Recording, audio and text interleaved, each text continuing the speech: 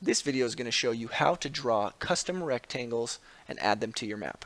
So the first thing we're going to want to do is we're going to want to open a map. So I'll come here to Shapes Map and click.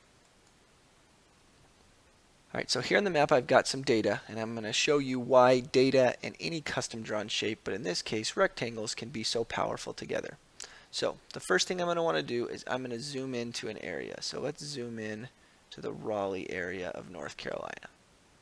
Okay. Then I'm going to come over here to the Add button. I'm going to click, hover over Shapes, and then select Rectangles. Now I've got some instructions here, but the first thing I want to do is click on the Style button to choose how to style the rectangles that I'm going to draw. So I have a few different things that I can tweak to make these rectangles look how I want. So I have the ability to change the fill and border colors, as well as the fill and border opacity and the border width. So what I'm going to do is I'm going to give these a green fill and a green border, and then I'm going to make the border width a little bit thicker, and then I'm going to leave the opacities the same. So then I'm going to click OK. Alright, and now in order to draw a rectangle, all I have to do is click and drag with my mouse. So I'm going to click and I'm going to hold, and we're going to drag so that it encompasses the entire Raleigh area. And then if you want to continue drawing more rectangles, you would just repeat that same process of clicking and dragging until you've drawn all the rectangles that you want. And then once you're done, you'll click Done.